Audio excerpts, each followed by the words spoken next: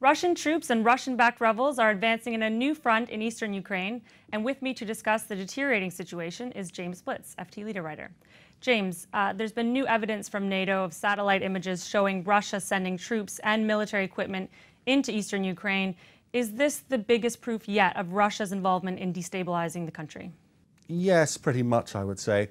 I mean, there's obviously a debate going on about whether this is a full-scale invasion or whether it's something more like an incursion. That's the other word that people are using, and nobody is quite sure what sort of phrase to use. But the fact is there are at least 1,000, maybe more, Russian soldiers, unbadged, unmarked, but nonetheless they are effectively soldiers operating on the side of the rebels. They've opened a new front in the south of Ukraine, possibly to establish a kind of land link between Crimea and Russia itself, which is something that would be needed for the long-term viability of Crimea. So yes, there is a lot of activity going on, and NATO is really beefing up its definition of this as an invasion. So in that sense, it's a bit of a turning point.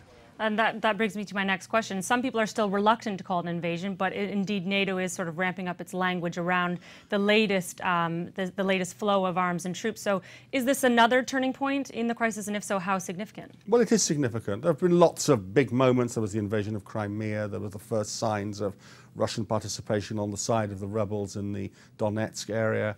But I think this is important, and it's now raising a whole load of questions about what is the West going to do? What's Putin trying to do? And those are going to be resolved, or at least looked at anyway, in these summits over the next few days. And on that point, what is Russia's goal, do you think? I mean, is it to control enough land that they can force the Ukrainians to the negotiating table? Or is it to follow in the steps of Crimea and actually annex more land?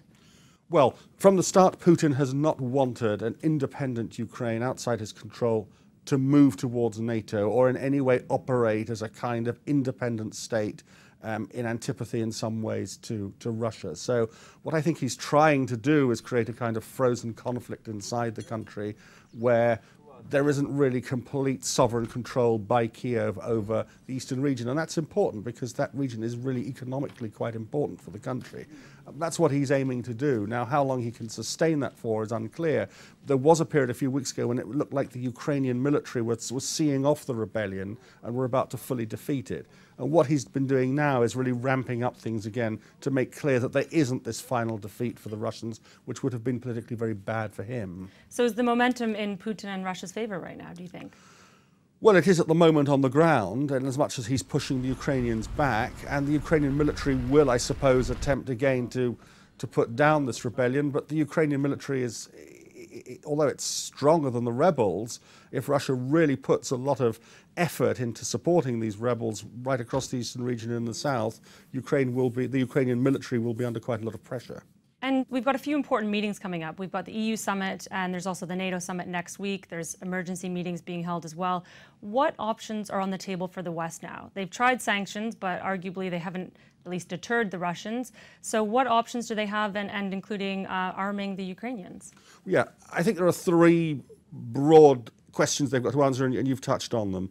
The first is, do they have more sanctions? They've already introduced quite a lot of economic sanctions, particularly on important Russian companies, and they could beef that up even more. That's painful for Putin, but nevertheless there's a lot of people that say, well, at the end of the day, Putin really is not going to let go of these security goals he's got. So there's a limit to what economic sanctions can do. The second thing is, do you give military support to the Ukrainians in Kiev so that they can see off this rebellion? That's a very risky thing to do. The Ukrainians want that, but it effectively means that you are the proxy alongside Ukraine against Russia, which is the proxy for the rebels. That's big, old-style Cold War confrontation. And the third question is, do you beef up NATO's military presence in Eastern European states, particularly Poland, putting a much bigger military force down on the ground to make it absolutely clear to Putin that whatever you're doing in Ukraine, you're not going to be able to do this in the rest of Eastern Europe, which are all of which effectively belongs to NATO. Those are the questions, and they're really difficult. There are no easy options here for the West. Okay, thanks very much, James.